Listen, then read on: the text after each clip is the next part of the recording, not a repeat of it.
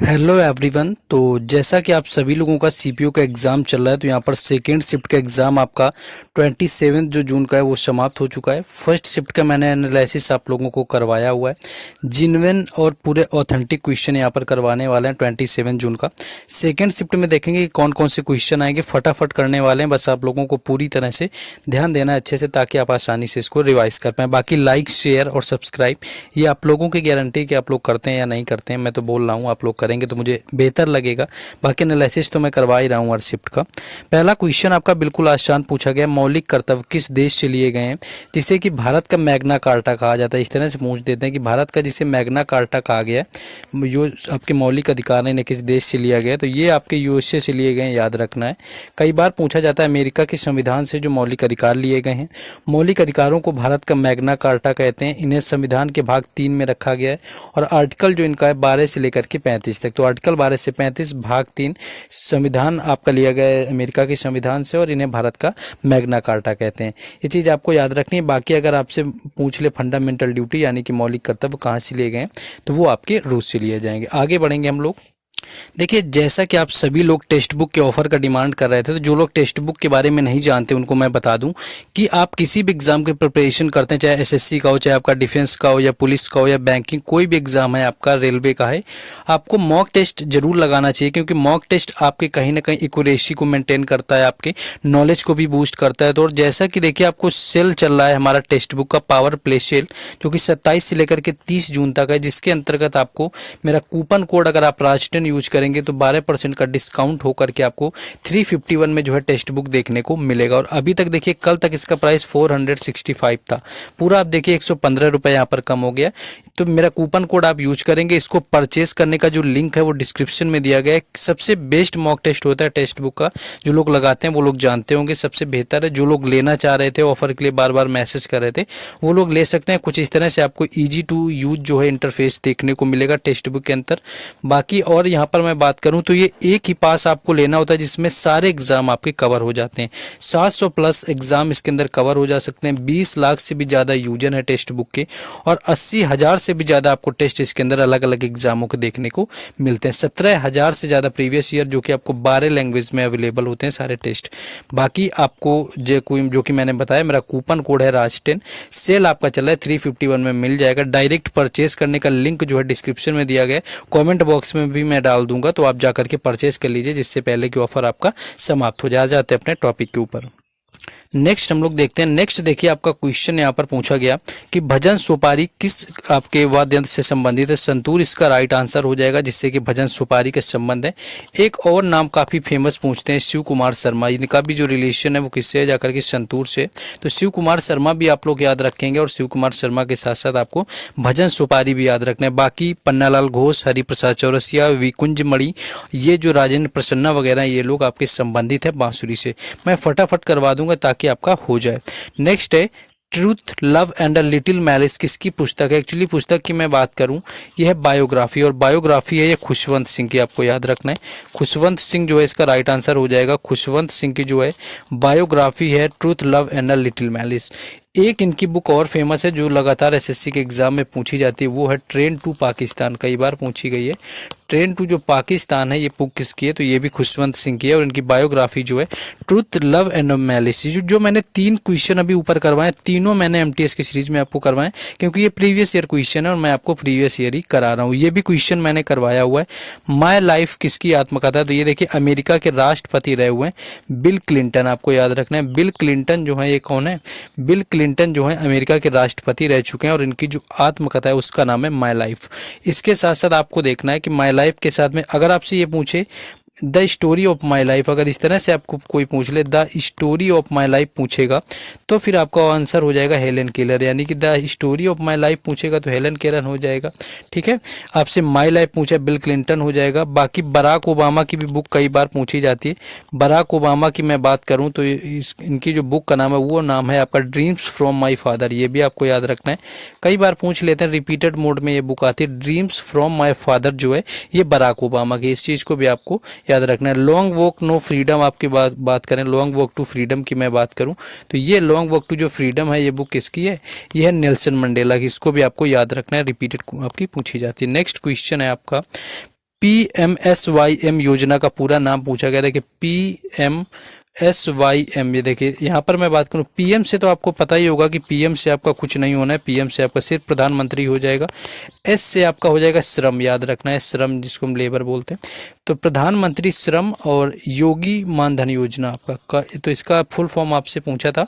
तो प्रधानमंत्री श्रम योगी मानधन योजना थी, जिसके अंतर्गत क्या था कि आपका 18 से 40 साल के जो लोग बेरोजगार की अवस्था में थे, इनको श्रम कार्ड के अंतर्गत क्या था कि 1500 रुपये प्रतिमाह देने की बात कही गई थी।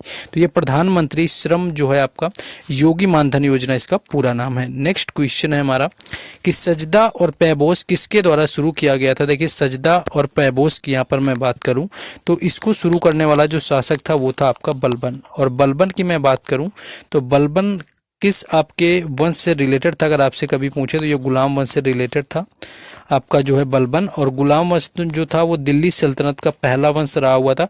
कुल 5 वंश हुए दिल्ली सल्तनत के अंदर। पहला गुलाम था, फिर खिलजी था आपका, फिर तुगलक आया, फिर सैयद और फिर लोधी। एंड आफ्टर दैट आपका 1526 के बाद क्या है मुगल साम्राज्य शुरू हो गया था। तो सजदा और पैबोस जो शुरू किया हुआ था वो बलबन ने किया हुआ था। बाकी इसकी जो दिल्ली सल्तनत की नींव रखी थी वो कुतुबुद्दीन ऐबक ने रखी हुई थी, जो कि गुलाम था मोहम्मद गौरी का। ये भी आपको याद रखना है। नेक्स्ट क्वेश्चन आपका देखिए मौलिक कर्तव्य से बिल्कुल आसान क्वेश्चन पूछा गया कि मौलिक कर्तव्य से संबंधित अनुच्छेद कौन सा है। देखिए यहाँ पर आपके मौलिक कर्तव्य के आर्टिकल पूछे गए, तो डायरेक्ट आर्टिकल की मैं बात करूं 51A आर्टिकल हो जाएगा।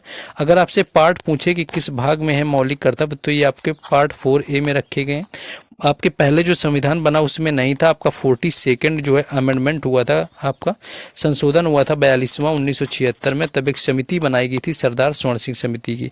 12 सदस्य उसके अंदर शामिल हुए थे और जिन्होंने मिलकर के 10 मौलिक कर्तव्य शामिल किया। बाद में 2002 में आपका 86वां संविधान संशोधन 86 नंबर का हुआ, तब जाकर के एक और मौलिक कर्तव्य जोड़ा गया। नेक्स्ट क्वेश्चन है डीपीएसपी का। देखिए यहाँ पर पार्ट पूछा तीनों, देखिए आपसे मौलिक अधिकार भी पूछा, मौलिक कर्तव्य भी पूछा और डीपीएसपी भी। तो डीपीएसपी की बात करूं तो ये संविधान के भाग 4 में दिए गए, अगर इनका पार्ट आपसे पूछा है भाग 4 में दिए गए। अगर इनके आर्टिकल की बात करी जाए तो आर्टिकल 36 से लेकर के 51 तक रहे नीति निर्देशक तत्व। और बाकी इनको लिया कहाँ से गया संविधान से, तो आयरलैंड से इनको लिया गया है। बाकी आपका जो डीपीएसपी होते हैं इनके बारे में बात करूँ तो ये किसी भी राज्य के विकास के लिए जरूरी होते हैं। ये आयरलैंड के संविधान से लिए गए। कुछ आर्टिकल मैंने जैसे आर्टिकल 44 आपको बताया था, समान जो नागरिक संहिता होती है उससे रिलेटेड आर्टिकल जो आपका 50 होता है वो आपका न्यायपालिका और कार्यपालिका को अलग करता है। तो कुछ आर्टिकल डीपीएसपी के काफी इंपॉर्टेंट होते हैं जो कि पूछे जाते हैं, उनको याद रखना है। नेक्स्ट क्वेश्चन था कि जो कालिका बिंदादीन है जिनको 2003 के अंदर पद्म विभूषण मिला हुआ था, उनका जो है घराना कौन सा है। देखिए कालिका बिंदादीन की बात करें तो कालिका बिंदादीन जो है ये एक तो कथक से रिलेटेड है और इनका जो संबंध है वो लखनऊ से रिलेटेड है, यानी लखनऊ घराना जो है कथक का उससे इनका संबंध है। बाकी कथक की मैं बात करूं, कथक के और एक तो आपका बनारस घराना है, बनारस के साथ में मैं बात करूं बनारस के साथ में आपका जयपुर घराना है और जयपुर के बाद में एक है रायगढ़ घराना। ये कुल 4 घराने हैं आपके जो कि कथक डांस से रिलेटेड हैं। बाकी मैं बात करूं किराना घराना की, किराना घराने से कौन संबंधित है, तो किराना से आपके भीमसेन जोशी हैं, याद रखना है कई बार पूछते हैं। किराने घराने से भीमसेन जोशी हैं। और अगर मेवाती घराना आपसे पूछा जाए तो मेवाती घराने से पंडित जसराज, इनका भी याद रखना क्योंकि जसराज अभी हाल फिलहाल में सिलेक्शन पोस्ट में पूछे गए। तो मेवाती से पंडित जसराज और किराना से हैं पंडित जी भीमसेन जोशी। और हाँ गंगूबाई हंगल भी आपसे पूछ ले क्योंकि पूछा जाता है, तो उनका भी जो रिलेशन होगा वो किराने घराने से ही होगा। नेक्स्ट क्वेश्चन आपका शायद हॉकी वर्ल्ड कप का पूछा गया था कि जो 2023 में हॉकी वर्ल्ड कप हुआ था वो किस राज्य में शुरू हुई थी। तो आपको पता ही होगा कि उड़ीसा के अंदर हॉकी हुई थी, ये चीज़ आपको पता होगा। एंड विनर की मैं बात करूं जो 2023 का वर्ल्ड कप हुआ था जाकर के, इसका विनर कौन रहा हुआ था, तो इसका विनर जो था जर्मनी। और हारा कौन था इससे यहाँ पर, तो बेल्जियम इसमें हार गया था, यानी कि बेल्जियम इसका रनर अप रहा हुआ था एंड जर्मनी जो था विनर था। एंड इसके बाद जो आपका नेक्स्ट आपका होने वाला है 2026 में जो आपके हॉकी होगी वो कहाँ पर होगी, तो उसको बेल्जियम में खेला जाएगा और बेल्जियम के साथ साथ नीदरलैंड में भी खेला जाएगा, आपको याद रखना है। देखिए ये सारे क्वेश्चंस का पीडीएफ हम आपको टेलीग्राम चैनल और व्हाट्सएप ग्रुप पर देंगे, जिनके जो लिंक हैं वो डिस्क्रिप्शन में दिए गए हैं, तो वहाँ से जाकर के जुड़ जाना है। सारे क्वेश्चन को मैं पीडीएफ में मर्ज करके आपको प्रोवाइड करा दूंगा। नेक्स्ट है संविधान का आर्टिकल आपसे 141 यानी कि अनुच्छेद 141 पूछा गया, या डायरेक्ट इसका क्वेश्चन ये पूछा गया हो कि देखिए सुप्रीम कोर्ट जो हमारा होता है, सुप्रीम कोर्ट जब कोई ऑर्डर देता है यानी यानी कि आदेश देता है, तो ये पूरी तरह से सभी तरह के कोर्ट यानी कि जितने भी कोर्ट होते हैं या हाई कोर्ट होते हैं उसमें मान्य होता है। यानी कि जो भी ऑर्डर यानी कि जो भी सलाह जो आदेश देता है सुप्रीम कोर्ट, वो सभी कोर्ट में मान्य होते हैं और ये होता है आर्टिकल 141 के आपका अकॉर्डिंग। और सुप्रीम कोर्ट जो है हमारा वो अभिलेख न्यायालय होगा, ये होता है आर्टिकल 129 में। कई बार ये आर्टिकल पूछा जाता है, तो अगर वो पूछे कि आर्टिकल 129 किससे रिलेटेड है, तो जो सुप्रीम कोर्ट है हमारा वो अभिलेख न्यायालय होगा, ये आर्टिकल 129 कहता है। नेक्स्ट क्वेश्चन है कि टेस्ट मैच में सबसे अधिक रन बनाने वाले खिलाड़ी कौन है। देखिए ये तो सचिन तेंदुलकर ही हो जाएंगे जिन्होंने टेस्ट मैच के अंदर सर्वाधिक रन बनाए हुए हैं। बाकी ऑप्शन में हो सकता है कि आपको वो ना दे करके कुछ अलग अलग ऑप्शन दे दिए, तो उससे क्या होता है कि उनमें आपको बताना होता है कि इनमें कौन सा आपका सबसे ज़्यादा रन बनाने वाला है। बाकी देखिए जिनका एग्जाम है हो सकता है कि 1 से 2 क्वेश्चन यहाँ पर ऊपर नीचे हो जाते हैं आगे पीछे, क्योंकि जो स्टूडेंट भेजते हैं वो भी पूरी तरह से याद नहीं रख पाते, भूल जाते हैं। Then sorry for this. And अगर आपका एग्जाम था तो आप लोग कमेंट में उसको करेक्ट कर सकते हैं। नेक्स्ट हम लोग आगे बढ़ेंगे। नेक्स्ट आपका था कि किस अनुच्छेद के अंतर्गत राज्यपाल विधानसभा को संबोधित करता है। तो आर्टिकल जो है जाकर के आपका आर्टिकल 175 यहाँ पर राइट आंसर हो जाएगा, जो कि राज्यपाल क्या करता है, विधानसभा को संबोधित करता है। एंड अगर आपसे ये पूछे कि जो राज्यपाल होता है उसका जो विशेष अधिभाषण होता है, यानी कि विशेष अगर अधिभाषण की बात करी जाए किस अनुच्छेद में आता है, तो विशेष अधिभाषण आपका 177 आर्टिकल में आता है। और राष्ट्रपति के विशेष अधिभाषण की बात करें तो वो आपका आता है जाकर के 87 आर्टिकल में, ये भी आपको याद रखना है। नेक्स्ट क्वेश्चन है कि 2011 जनगणना के अनुसार काम करने वाली महिलाएं कितने प्रतिशत थी। तो 25% में अप्रॉक्स अगर आपको ऑप्शन में दिया हुआ था, then that was your right answer, जो कि आपका वर्किंग वुमेन का परसेंटेज पूछा गया था according to 2011 census. Next question है आपका राजस्थान का करताल वाद्य यंत्र जो है वो किस श्रेणी में आता है। तो देखिए करताल की बात करें तो ये कांसे का एक वाद्य यंत्र होता है जिसकी मैं बात करूं, जो कि आपका तत्व वाद्य यंत्र की श्रेणी में आपका रखा जाता है। तो इसको भी आपको याद रखना है, तत्व वाद्य यंत्र जो आपको ऑप्शन में दिया होगा। नेक्स्ट क्वेश्चन है आपका वेदांत कॉलेज की स्थापना किसने करी। तो वेदांत कॉलेज की मैं बात करूं तो राजा राम मोहन रॉय राइट आंसर हो जाएगा, यानी कि जो राजा राम मोहन रॉय है वो उन्होंने स्थापना करी। एंड दिस ईयर वॉज 1882, 1882 में करी हुई थी। एंड 1828 में जो है यहाँ पर राजा राम मोहन रॉय ने ही ब्रह्म समाज की भी स्थापना करी हुई थी, ये भी याद रखना है क्योंकि समाज भी आप लोगों से पूछ लिया जाता है, ऑलमोस्ट मैंने देखा है। नेक्स्ट क्वेश्चन है आपका तेलंगाना का कौन है व्यक्ति है जिसको पहला संगीत नाटक अकादमी पुरस्कार मिला। देखिए पद्मा रेड्डी इसका राइट आंसर हो जाएगा, यानी जो पद्मा रेड्डी हैं ये तेलंगाना की क्या है, तेलंगाना की पहली महिला हैं जिनको संगीत नाटक अकादमी अवार्ड मिला। इसी तरह केलू चरण की मैं बात करूं तो केलू चरण जो महापात्रा हैं ये पहले व्यक्ति बने उड़ीसा के, यानी उड़ीसा के पहले व्यक्ति बने केलू चरण महापात्रा, जिनको आपका पद्म विभूषण भी पहली बार दिया गया और ओडिसी के लिए जो है इनको संगीत नाटक अकादमी पुरस्कार मिला। बाकी संगीत नाटक अकादमी की जो स्थापना हुई थी वो हुई थी जाकर के 1953 में, ये याद रखना है। और सबसे पहले जो मिला हुआ था आपका संगीत नाटक अकादमी वो मिला हुआ था टी बाला सरस्वती को, ये भी याद रखना है, टी बाला सरस्वती को सबसे पहले मिला हुआ था एंड 1955 के अकॉर्डिंग। और इनका रिलेशन जो है वो भरतनाट्यम से। देखिए बताने के लिए आप लोगों के खातिर यहाँ पर बहुत सारे फैक्ट हैं, लेकिन मैं ये चाहता हूँ कि एग्जाम के जो एनालिसिस को सिर्फ वो इस तरह से लेना है कि आपको क्वेश्चन पता चल जाए कि आपने जो क्वेश्चन पढ़े हैं उसी में से आ रहा है या कुछ अलग आ रहा है। यहाँ आपको तैयारी नहीं करनी है कि मैं आपको 10 से 15 मिनट में जो काम हो सकता है उसके लिए मैं 30 मिनट की वीडियो प्रोवाइड कराऊँ। मैं 30 मिनट की मैं तो चाहता हूँ कि मिनिमम मैक्सिमम 10 मिनट हो, लेकिन 10 मिनट जब ज़्यादा क्वेश्चन होते हैं 10 मिनट का वीडियो नहीं हो पाता है, नहीं तो मैं 10 मिनट में ही फिनिश करना चाहता हूँ। नेक्स्ट है कि चक्री जो है लोक नृत्य किस जनजाति की महिलाएं करती हैं। तो कंजर इसमें दिया होगा आपका, जो कि राइट आंसर हो जाएगा, कंजर जनजाति के द्वारा इसको किया जाता है। रण उत्सव आपको ऑलरेडी पता होगा कि रण उत्सव जो आपका होता है ये आपका क्या होता है, रण उत्सव आपका गुजरात से रिलेटेड होता है। बाकी गुजरात के और भी नृत्य हैं आप लोगों को पता होगा, टिप्पाणी वगैरह जो होता है, गरबा डांडिया, ये गुजरात के होते हैं। नेक्स्ट आपका लोक रंग महोत्सव अगर ये आपका पूछा गया था, क्योंकि एक स्टूडेंट से ये भी क्वेश्चन आए हुए थे, तो ये मध्य प्रदेश का हो जाएगा। 5 दिन तक मनाया जाता है लोक रंग। एंड लोक रंग जो था ये आपका 1986 से शुरू किया गया था, ये भी याद रखना है।